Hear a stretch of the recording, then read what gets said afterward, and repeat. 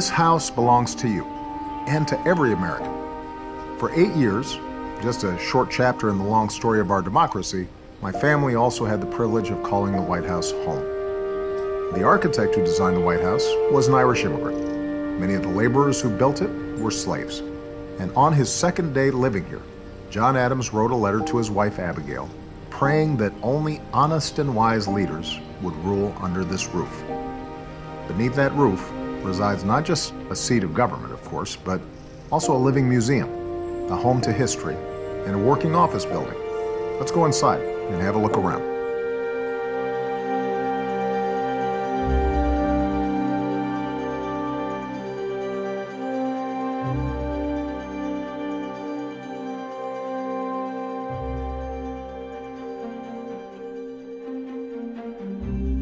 Just inside the north entrance of the White House, this is the Cross Hall.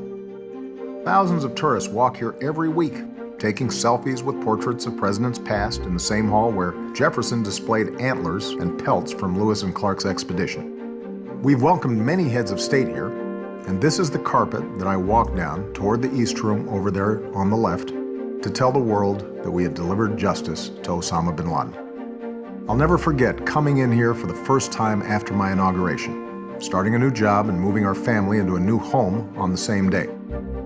You couldn't help but feel a sense of wonder and gratitude about this place, and that never goes away.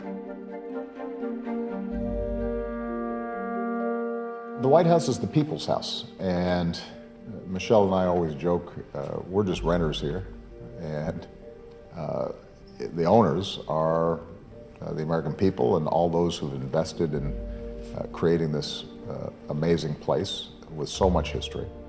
And what we wanted to do was to make sure that everybody felt they had access to it, that it wasn't just the well-connected or somebody who knew a member of Congress that they could see this, that as many people as possible could come in and appreciate the place where a Lincoln or an FDR or a Reagan had made decisions that had helped to shape America. And there are a lot of artifacts here that help you appreciate, in a vivid and visceral way, the power of this place. Next door to the Oval Office is the Cabinet Room, with the Rose Garden just beyond those windows. The President sits at the center of the table, opposite the Vice President, and each Cabinet Secretary's seat is assigned according to when their department was established. Sitting in this room gives you the most diverse snapshot of the breadth of issues a President confronts on a daily basis. It's always humbling to look around this table and see people from all walks of life, experts in agriculture and healthcare and foreign policy, working as a team in common cause. This is also where I met with congressional leaders early in 2009 as we planned America's response to the deep economic crisis we inherited at the start of my presidency. It's where President Kennedy convened his national security advisors during the 13 harrowing days of the Cuban Missile Crisis and met with NASA to plan the mission to the moon. And it's where Harry Truman took the oath of office in 1945 after Franklin Roosevelt, our longest-serving president, died. I've hung a portrait of Truman on the wall to the right, just by the entrance.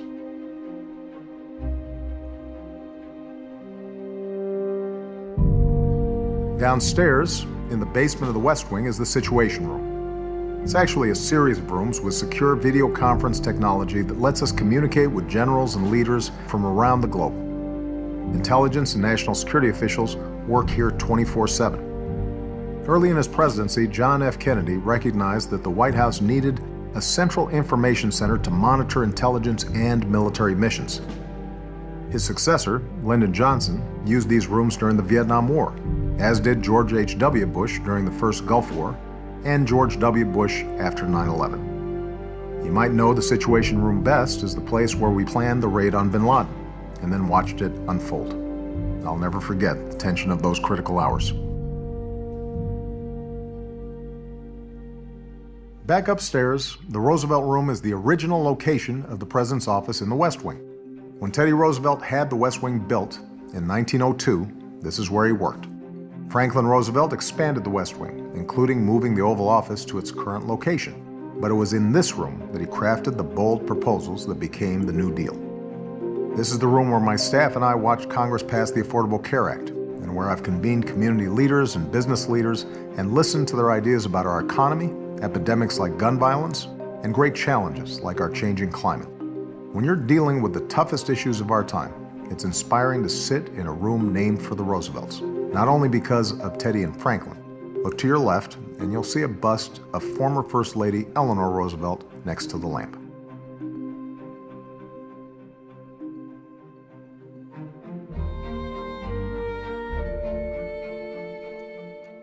There's no question that Joe Biden will go down as the finest vice president in American history. This is his office, just down the hall. Joe has been my point man on implementing the economic recovery plan that saved our country from another depression, and a trusted advisor on a range of high-stakes foreign policy initiatives. A major part of his legacy will be the work we've started on the Cancer Moonshot, a project close to Joe's big heart. As you look around this room, you can see why America loves Joe Biden. He is truly a family man. His office is overflowing with pictures of his kids and grandkids. Joe and Joe Biden have meant so much to our country over their decades of service, and to Michelle and me over the past 8 years. They've become like family. This is the place where I've spent a lot of time over the last 8 years. I remember when I first walked in, and I looked around and I thought, it's actually not as big as I imagined it on television. It's a fairly intimate space. What also struck me was the amazing light that comes in from these windows that you don't always fully appreciate when you just see photographs of it. You never stop feeling humbled by the Oval Office.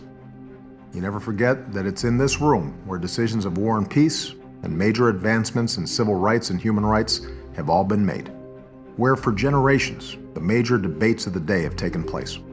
I meet with my senior staff here every single day. I've met here with leaders of Congress and of other countries. I always believed it was more important to take the long view and not to get sidetracked by minute distractions, to stay true to my values and remember why we came here. That's why when I'm sitting at the Resolute desk, I look at busts of Lincoln and Dr. King. When I look out the window, I can also see my girls' swing set.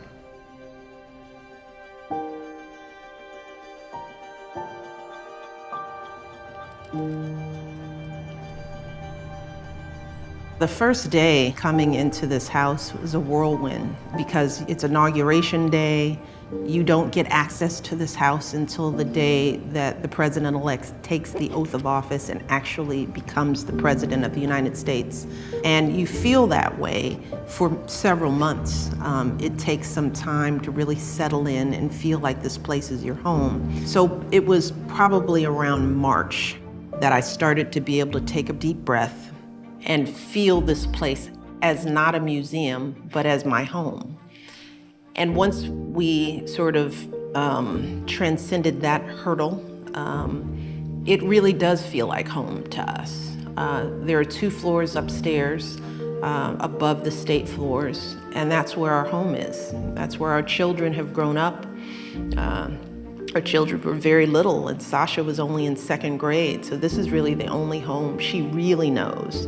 The staff here, there are friends, there are family, there are people we will miss dearly, and they've done just an excellent job making this wonderful house that is the people's house feel like the home for every first family that walks through those doors, and we will miss it.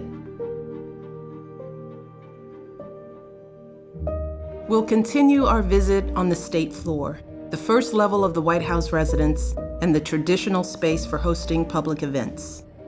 This is the Red Room, an elegant parlor and sitting room that has been used for small dinners, social gatherings, and even family musical recitals during the Lincoln administration. Most recently, Eleanor Roosevelt organized briefings here for women journalists who were excluded from regular press conferences.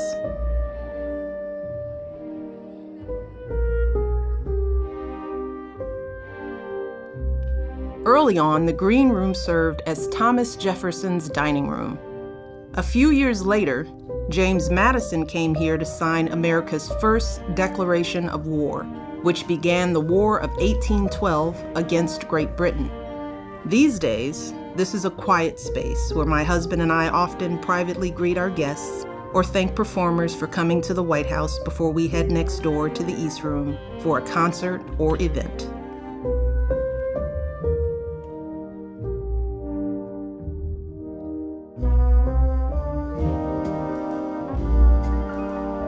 Over the years, the East Room has hosted countless state dinners, concerts, and other important moments in American history. Musicians like Itzhak Perlman, Dizzy Gillespie, Gloria Estefan, Stevie Wonder, and Melissa Etheridge have performed here.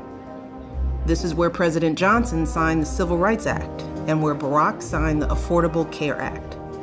Even the paintings are legendary. Dolly Madison saved this famous Gilbert Stuart portrait of George Washington when British troops set fire to the White House in 1814.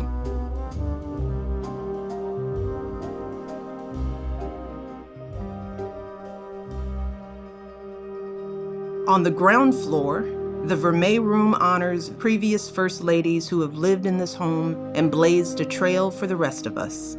Jacqueline Kennedy's portrait remains in a place of honor in recognition of her timeless grace and tireless efforts to preserve the White House. Her efforts included securing artwork, restoring furniture, and making crucial repairs. Through her efforts, Mrs. Kennedy ensured that future generations of Americans can take pride in our nation's house.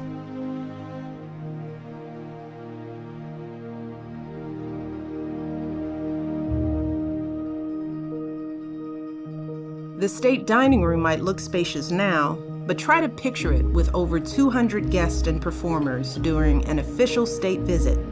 It took a lot of careful planning to set up a state dinner here to welcome the Chinese president, President Xi, back in 2011. Fortunately, we have a great team in the White House, and everyone pitched in, from the social office to the electricians to our fabulous chefs. As you're looking around, make sure to take in the new drapes, which echo the distinctive band of Kailua blue on our Obama China service, a color representing the waters off the coast of Hawaii where my husband was born and raised.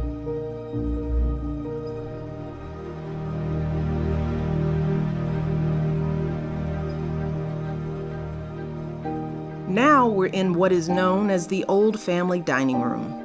As recently as the Kennedy administration, this is where the first families would often come to eat, which meant dressing up and coming downstairs for a proper dinner.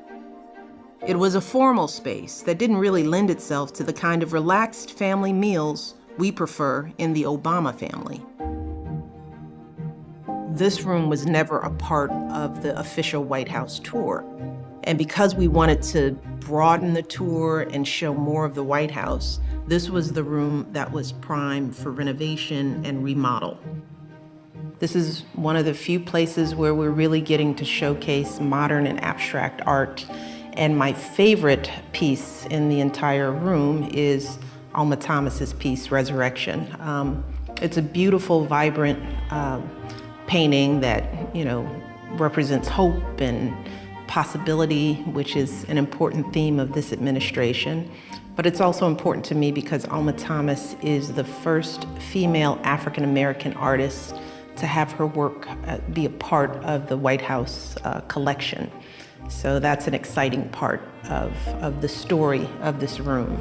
Inclusiveness, contemporary art, life, vibrancy, all of which I think is representative of what this administration stands for.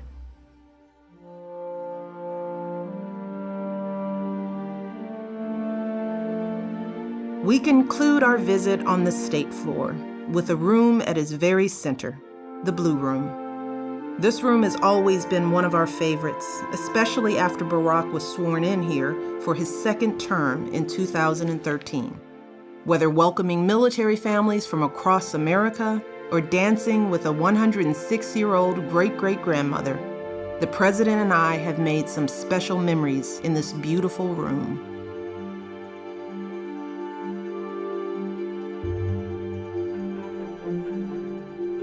Like the blue room directly above it, you'll notice the diplomatic reception room is a big oval.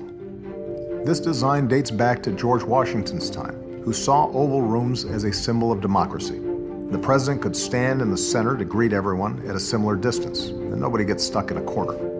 For more than a century, presidents have used this room to welcome diplomats and heads of state, including the Queen of England. Jackie Kennedy added the wallpaper, which depicts landscapes like Virginia's Natural Bridge, Boston Harbor, and Niagara Falls. This is also where Franklin Roosevelt recorded his famous fireside chats. On a Sunday night, a week after my inauguration, I used the radio to tell you about the banking crisis, about the measures we were taking to meet it. FDR understood how important it is for a president to communicate directly with the American people. Of course, every president since has used radio, television, and now the web and social media to meet citizens where they are. And what you're participating in right now is another step in the story of our progress.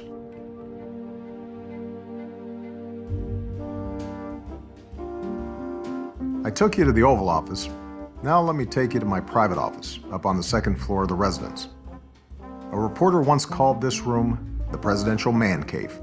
I don't know about that, but it is where I spend a lot of time at the end of the workday, going through briefing books and writing speeches, and reading 10 of the letters that I get every day from the American people.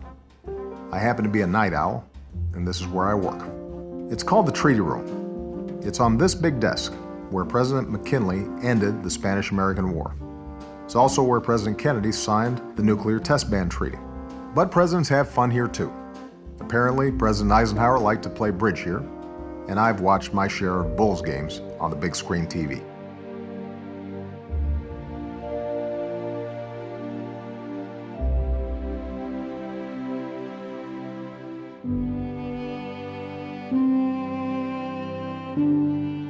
In the residence, the place that always inspires me is the Lincoln bedroom. Part of what makes it special is that in the Lincoln bedroom, you have one of 5 handwritten copies of the Gettysburg Address, written by Lincoln himself as part of a war charity. To be able to read the Gettysburg Address late at night, if you're feeling a little frustrated with the job, to see his writing, the brevity and the power of that speech, to reflect on the burdens he carried, and the awesome responsibilities and the eloquence and grace with which he responded to the most important crisis of our nation's time on this earth. That has always been something that I have appreciated, and I suspect that on the last night before I leave here, there'll probably be someplace where I spend some time. It's been the privilege of my life to serve as your president and commander-in-chief. The country's changed a lot in the 8 years that we've been fortunate enough to call the White House home. And as my family moves out, by so many measures, America is a stronger, safer, better educated, and more tolerant country than we were on the day we moved in. That's not just because of what happened in these rooms. It's because of what happened in homes and schools and factories and communities and in hearts all across our great country. It's because of the resilience and resourcefulness of the American people. And that's what gives me confidence that our best days still lay ahead. Every president moves to 1600 Pennsylvania Avenue with the full awareness that it is a temporary address. In our time here, we made some great progress, great friends, and great memories. That's what I'll take with me most, the same way you carry memories of your own homes. This is where we watched our daughters grow up. This is where I watched staffers who started with me in Springfield and Sioux City, Iowa, start families of their own. This is where we got to meet talented, devoted, optimistic Americans from every corner of the country and every station in life. Because as beautiful as these buildings are, it's the people in them and the work that's done here. The triumphs and tragedies you experience over the course of your years here, that's what imbues a place with meaning.